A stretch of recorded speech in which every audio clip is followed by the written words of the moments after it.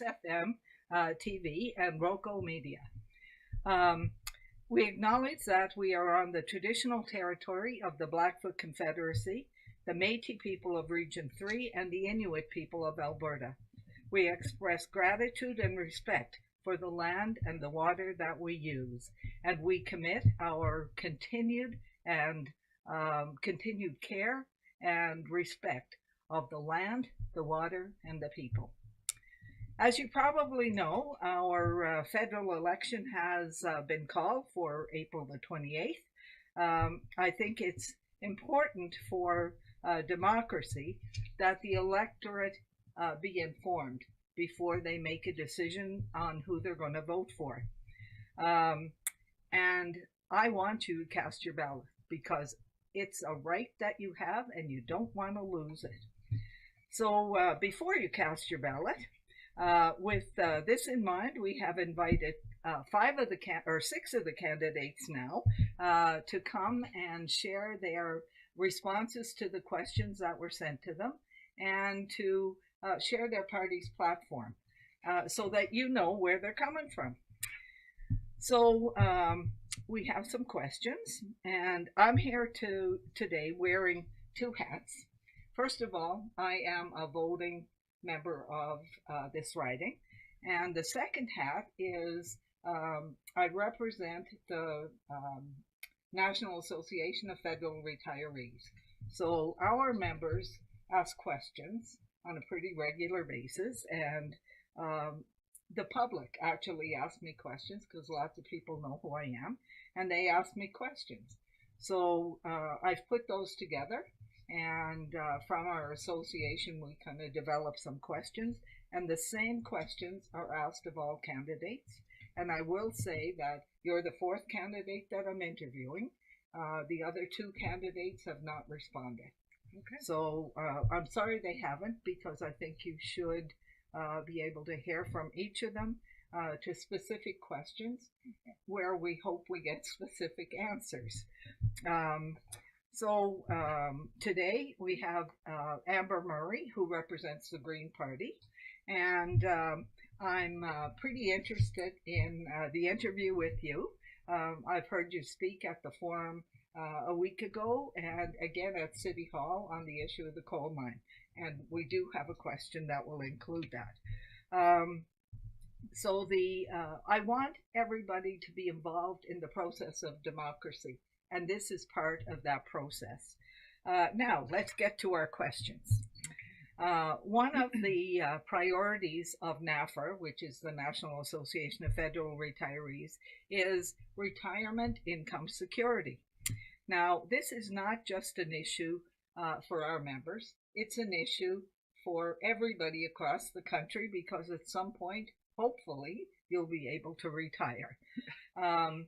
And here in Alberta, we've had a little bump in the road. And the bump is the musings of our Premier about withdrawing people from Alberta from the Canada Pension Plan and beginning an Alberta pension plan. And immediately our members started to ask questions. And I certainly asked questions because I was a single parent for a long time, and I had to watch my money very carefully, and I recognized what I was putting into CPP would be part of my income when I retired. I paid part of it, my employer paid part of it, it was part of my compensation package. So the government in Alberta has actually moved past the musing stage, and they've passed a couple of pieces of legislation. And one of those pieces is that if they have a referendum, and they have to have a referendum, that they would consider the vote on the referendum, and then they would make a decision, which really scares me, because it means it doesn't matter what the people have to say, it's about what they want to do. And I'm sorry, but they can't have my pension. Sure. I need it. I'm on a fixed income, as are most seniors in our community. So again, as it appears to be an Alberta issue, it's not. It's a Canadian issue because if Alberta takes money out, it affects the whole plan. So, as an MP representing Lethbridge, what would you say to protect our CPP? I love this question. I'm a 53-year-old member of the working class, yes. And I always have been.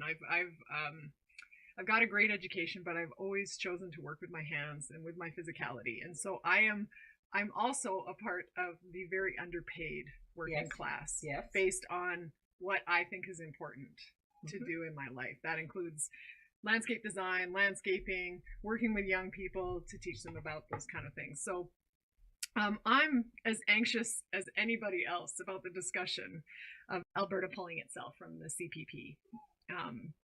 In fact, I don't believe it's as much of a discussion as it is a dictate right now. That's how it feels to me, is that they have got an agenda, and our extremely biased provincial government wants to enact that agenda.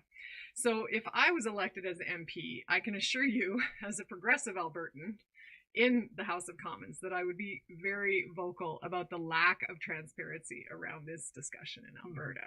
Because I think that is always the starting point with this particular government, is that they're trying to hide all of the things that they've done that they don't want progressives and a lot of people who supported them to know about. Yes. My parents are long-term Albertan conservatives, and they have said that their saying right now is, this doesn't make any sense, and it doesn't make any sense. I think the lack of transparency regarding the research done by their working group is pretty shocking. The lack of transparency around the results of that working group. No signatures. Nothing. Yeah. Nothing. Yeah. And the lack of consultation with the Alberta electorate is the one that really grabs me by the stomach, is that they seem to be saying, oh, a lot of people want this, but they're not saying who or how many or who they talk to or what about the rest of us. And so I think it's important. I think it's really important these days to consider sending someone new into the House of Commons, because there's nearly half of the Alberta electorate is not represented by our Alberta government. Yeah. I mean, what did they get? 38% of the vote to get the majority? Yeah. There are a lot of people who did not vote for them. They did not vote for this. It wasn't part of their platform. Yeah. So I think the main thing around it is that you can't just take their word for it. It's going to have to be overseen by the federal government as well. I think that would be what I would bring. Okay, so I don't know if you're aware, but there has been an email sent out, and my understanding is that it was sent to anybody who was a UCP supporter in the last election. And the question on it, there was a survey amongst a lot of misinformation before the survey about do you want a referendum? Okay, now to me, you're asking if you want a referendum. Well, all of us want a referendum, but my concern is that they would take that information and in fact say we have a majority of people who support an APP. Right. And that isn't the truth. The question they were asking is, do you want a referendum? Right. Yeah. So it's not dead. No, it is still ongoing. Yeah, it's shocking to me, and actually, particularly with the health concerns going on right now, and healthscape or whatever they're calling it, the lack of transparency, the lack of FOIP, the increased costs for journalists to get in, the limited amount of questions that people have. It's looking really, really touch and go. Yeah. Like, to me, it's not democratic. It's certainly not open and transparent governance. Yeah. And so, yes, I mean, Canada. There's so many of us in Alberta who don't agree with what Alberta is doing. So, yeah. Definitely. Okay, so since you brought up healthcare, let's go on about that. So certainly most Albertans recognize that there's problems, big problems in healthcare. And the federal responsibility is to provide the money for healthcare. The province's responsibility is to deliver that healthcare. But as we can see with the turnover in boards of directors and boards of governance for healthcare that have changed in the past year probably 4 times, and every one of those people are given a salary, and then when they're fired and a new board's brought in, they all have to be paid out. So that's a lot of money that should be going to frontline healthcare. So as an MP in the House of Commons, what would you say to fix what's going on? I mean, I have some ideas, but I'd like to hear what your ideas are. How can we fix this to make sure the money is going to healthcare, not to boards of directors? Well, I mean, first of all, we do have a Canada Health Act, right? And so I think we need to enforce the federal Canada Health Act. Yeah. And that means that our public dollars goes to public health. Yes. And we have seen just in the last month how much more private health is costing us. Yeah. And how we have empty surgical suites in the hospitals, and how they're pulling doctors from public health and putting them into private health, which costs us all more. So I know the Greens are part of they've just released their health platform in last week, and part of their thing is, number one, we have to enforce the Canada Health Act, which apparently the Alberta government doesn't care about. Again, so I'll just read you what Elizabeth May said. Federal health transfers to provinces must be spent on healthcare and meet targets for ensuring primary care health providers for every Canadian. That was from Elizabeth May. Provincial accountability for federal financial transfers is key to reversing declining levels of access for Canadians to public, universal, and excellent healthcare. And I know that is part of the shouting and screaming from our government about they don't want to have the strings attached to the money. Yeah. And we want the strings attached to the money because we want it to go where we want it to go. I know people who are waiting for knee surgery. I knew people who are waiting for reproductive health surgery. I know people who are waiting for all kinds of surgeries. I'd like to move my in-laws down to Lethbridge into a smaller house, but they can't get a doctor down here. That's right. Yeah. And I find that seniors, they just don't have the ability to sell their giant houses that they don't need anymore and downsize because they can't get into a new health community, which is shocking to me. Yes. Right? Yes. And I was like, maybe we should do a program where I can donate my doctor to my in-laws for a period of time. Yeah. Right? Because I don't need it right now, but then I can get him back afterwards. Doctors are, getting a doctor and a healthcare provider these days, I find it so stressful and anxiety inducing. And then that means that our seniors can't move around and have more affordable lives. Yeah. Well, I'll tell you, I had to make sure I found a doctor who was younger than me. Right. That's the first step. Because I didn't want to find a doctor who's going to retire next year. And I've had a number of friends who've, had the same family doctor since they were young adults. And it's like, okay, now I have to find another doctor because my doctor's retiring, and 42% of the city doesn't have a doctor. I know. That's disgusting. Well, and it's not the doctor's fault. No. No, I totally understand why doctors don't want to stay here. Oh, our doctor, just a couple weeks ago, I donated my appointment to my child because he needed to get an update. And the doctor afterwards, he called me after the thing and he said, "Why didn't we talk about you?" And I was like, "Because there's only supposed to be one thing per appointment and I don't want to overload you. And I'm okay." And he's like, "You have to come up here and talk to me." Yeah. We have to keep an eye on you too. Yes. You're in your 50s now. Yeah. That happens, eh? None of us get any younger. Exactly. Okay, so the next question relates to both health and economics. As the MP representing Lethbridge, what will you and your party do to stop the contamination of our water supply by mining on the eastern slopes?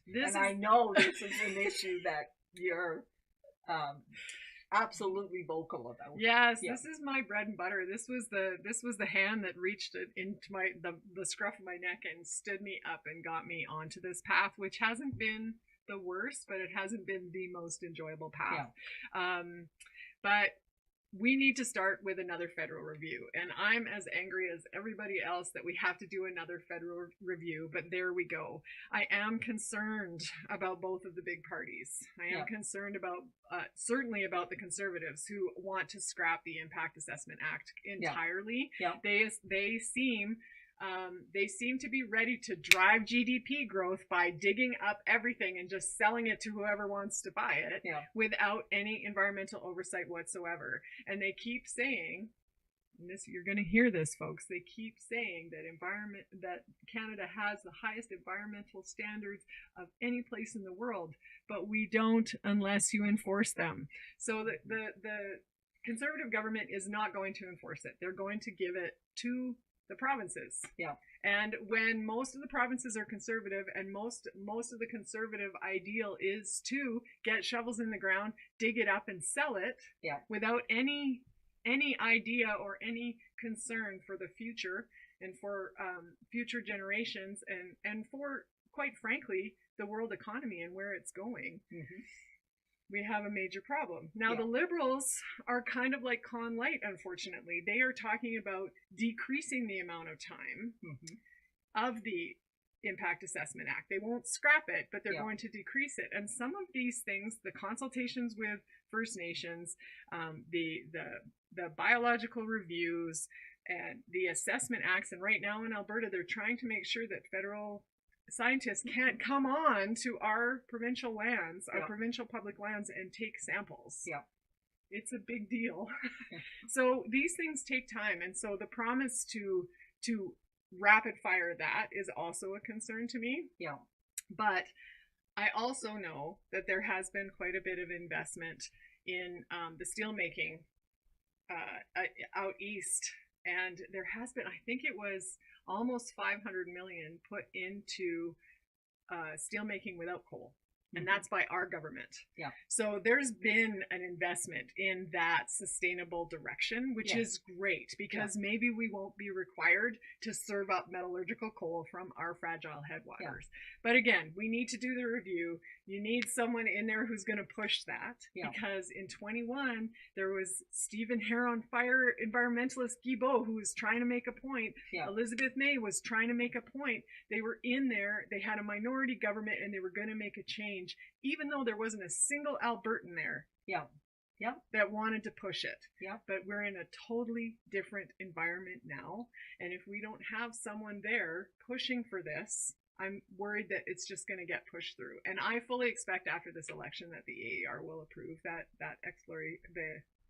exploration application.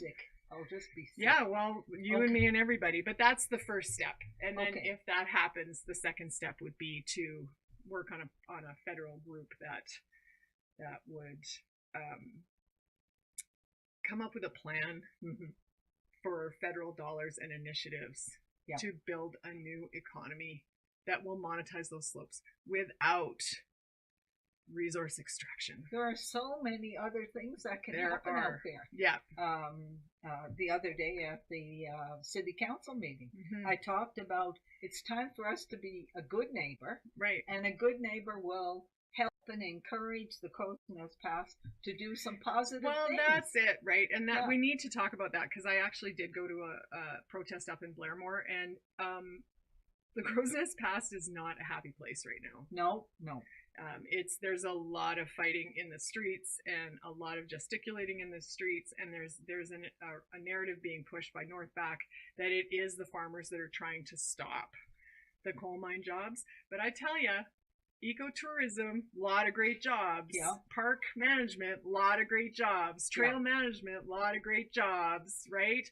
How about festivals? How about races? How about all these things that bring in a ton of money into the province and make Lethbridge a hub for people to go out there and down to Waterton and out to Writing on Stone and, like out to Coaldale and the Birds of Prey. We are a hub of amazing adventure. And how about hydroponics? How about wind farms? How about solar farms that the whole of southern Alberta could be involved in. Exactly. Yeah. Exactly. And those jobs are sustainable. Yeah. The jobs in the mine are not sustainable. Well, and even if you're talking about wind farms, which I know one of the biggest pushbacks is the waste that comes from it. They're 98% recyclable. Yes. That's an economy waiting to happen. Yes. Like, what about like barns made out of them? What about any kind of structures? Yeah. You know, there's all kinds of stuff we could do. And I hear about aesthetics, right? About the wind farms. I hate to say it. Well, I don't hate to say it. I'd much prefer to see a windmill than an oil derrick. Yeah. And oil all over the ground. Yeah, I agree. It just boggles my mind. But also, I'm kind of a solar punk, so I really believe in wind farms as kind of a cool future kind of looking thing. But one other point on the coal mine, and we know that Tech Mine is in BC, and we now know that selenium has traveled over 900 kilometers from Elk River. Yep. That's a long ways, and some of that water goes into the U.S., and the U.S. states whose water is being contaminated are wanting to sue BC. I think they have already. Well, they may have, yeah. But the point is, what are we doing? Again, we're not being a good neighbor. No. We are being really poor neighbors when we... Well, when we and the other like side of this, the Tech Mine has already, they came in saying we can clean the water. They realized in the last year they can't clean the water, and now they're stepping back on their responsibilities of downstream contamination. And they've spent $1 billion already trying to clean. And now they're like, we're not spending anymore. We're not responsible for that downstream contamination, and that's exactly what we expect from resource extraction. Yeah. They just get in, they take their money, and they go. Yeah. And we're going to be left with the mess. So. Okay, so this question is specific to seniors, but eventually we're all going to be seniors. Well, I already am, as they age, because you don't get younger, you just keep getting older. What would you do to develop and support a senior strategy that allows seniors to age in dignity, safety, and respect, right through to the end of their lives? Yeah, I mean, we've already talked about this, about how the housing market is affecting that, and how the doctor shortage is affecting that. My in-laws and my parents are the same age. They're about to hit 80. They want to stay in their homes, but getting care and their ability to care for those homes is getting increasingly difficult, right? It's so I think that home care availability is very much tied to wealth inequity. And again, we need to really have a strong, solid look at wealth inequity, which is increasing in this country, and then reform our tax system. Yeah. And from that, when you have that much more money, that's when we can invest in healthcare and invest in home care and invest in the needs of our vulnerable populations, including our elders. Yes. Because I don't want my parents and my in-laws in a privately owned elder care center. That's right. There are some scary things coming out of that. So I really believe that social programs need to be funded by wealthy corporations, by wealthy individuals. They have to start paying their share. That's that is the start and the end of the conversation. We can't talk about tax reform. We can't talk about increasing social programs and paying for it without all of us workers and young people being stuck with that tab. That's right. Right? Yep. So I really believe that we need to have this reform. We need to have this conversation. Yeah, I'm going to give you an example. A friend of mine is in a seniors lodge, and when she moved into that lodge, there was a call button that she could pull if anything happened. The call buttons have all been disconnected, and they have been told that they need to get one of those personal emergency devices, which they pay for, and which there's a monthly charge of like $30 to maintain them. And on top of the care home. On top of the care home. Wow. And my friend actually had an incident about 2 months ago where she got out of bed and she collapsed, and she lay on the floor from about 4 o'clock in the one afternoon until after breakfast the next morning, because nobody checked on her and the call button is disconnected. I was out of my mind. I was so angry that here's somebody who's in a vulnerable position, and the only response from the lodge is that I guess you need to move into a higher care facility. She doesn't. She's pretty good, but she had an incident. Anybody could have an incident. They could trip in something and fall and hit their head.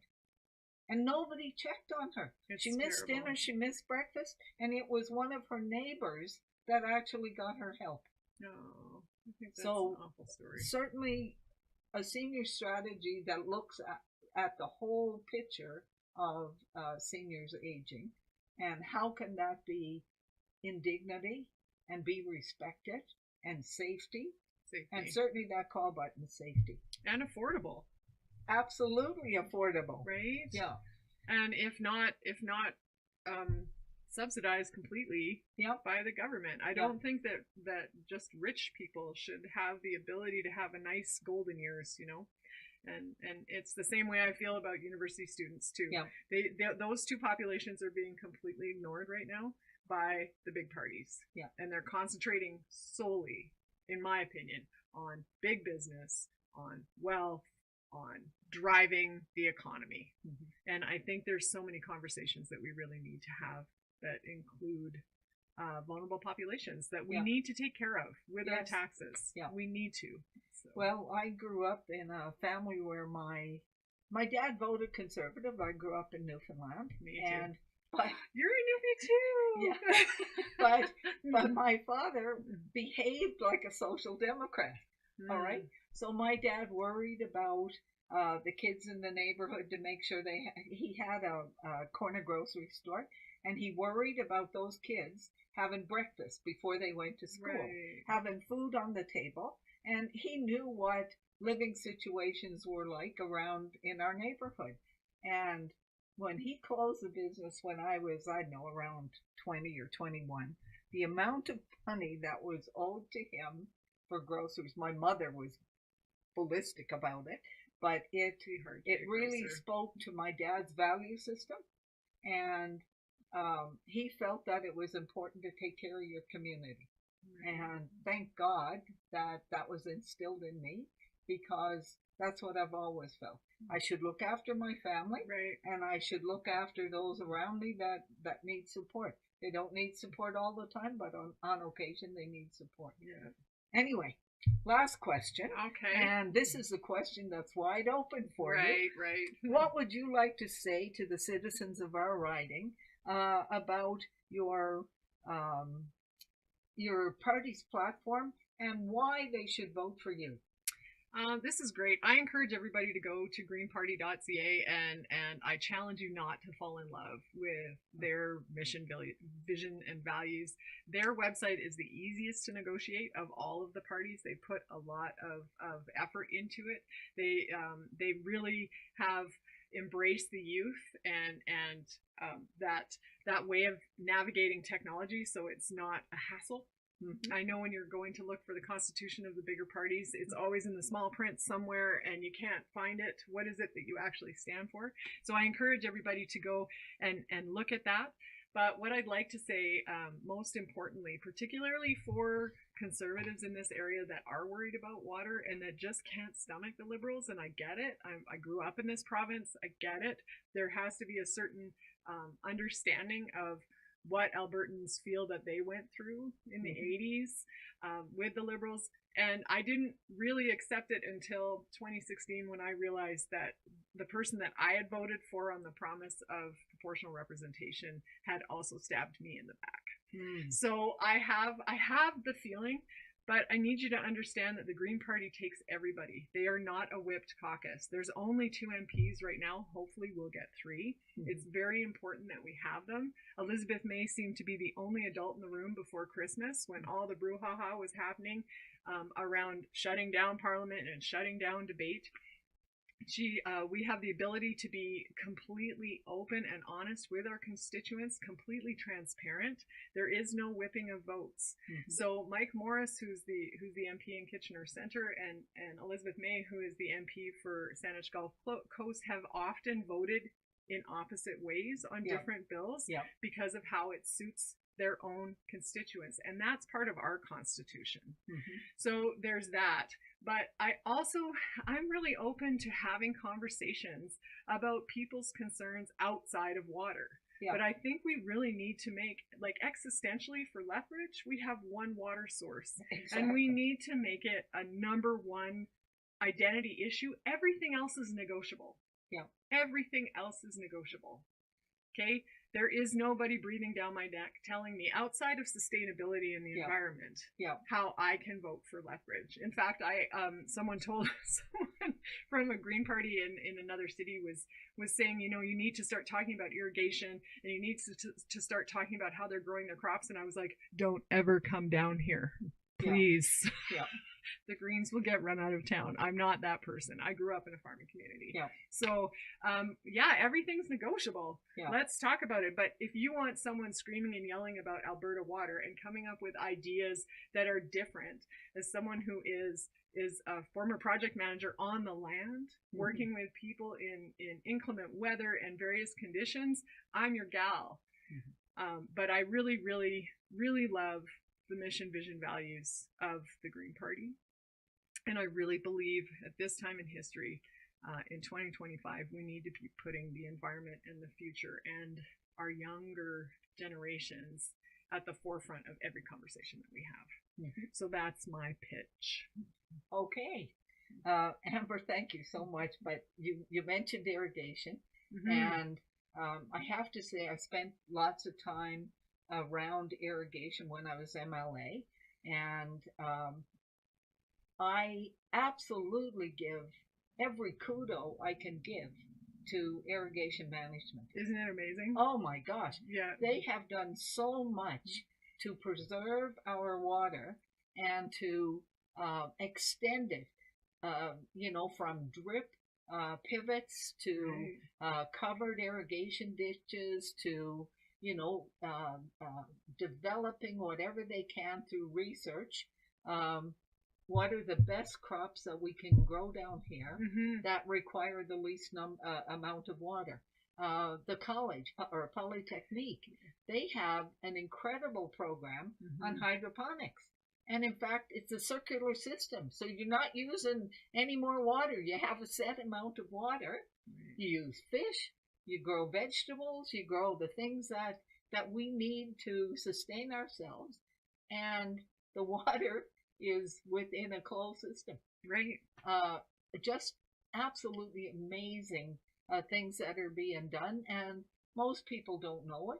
Certainly more people know about it here in southern Alberta, but I was flabbergasted when I started to learn, and I appreciate so much that the irrigation districts brought me in to show me what was going on. I really appreciated that. Well, not only that, I just had a great conversation on the weekend with a gentleman that works in AgriSearch, and we can monitor moisture levels from space with satellites, and that's a way that we can target our irrigation even better in the future, right? But there's just so much opportunity to be more sustainable in farming, which would have a huge impact on our carbon footprint from Alberta.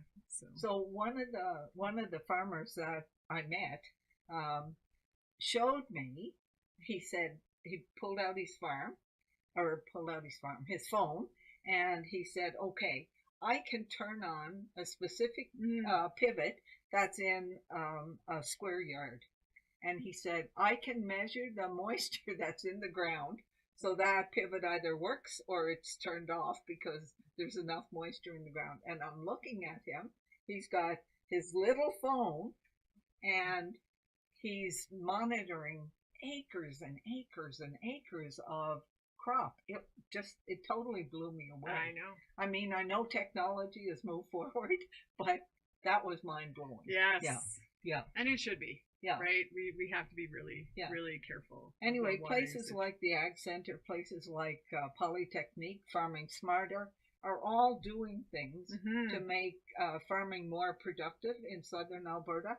If we don't have non-contaminated water, it means nothing.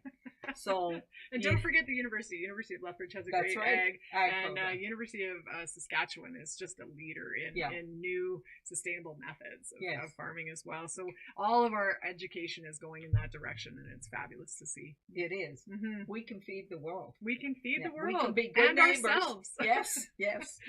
Okay, so Amber, thank you very much for joining us today and sharing yours and your party's perspective on the issues that we have in our country right now, and in particular issues around seniors. And I want to thank the audience for tuning in and listening to the Green Party perspective today. And the Green Party candidate for the Lethbridge riding is Amber Murray. So you need to make sure you get out to vote, and you can vote on 13th Avenue North, or 13th Street North, in the old CTV building, if you want to vote until the 22nd, and then you have to go to your own poll. I want to thank Jess FM for supporting us to do these wonderful interviews.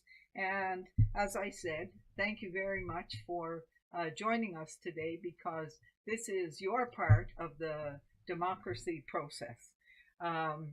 So I'm not sure when my next program will be, because I haven't heard from the last two candidates. Maybe I will, and if I do, then within the next 2 weeks we'll have a conversation with them. So thank you very much for joining us, and have a great day. And it is beautiful out, so enjoy it. Thank you for having me.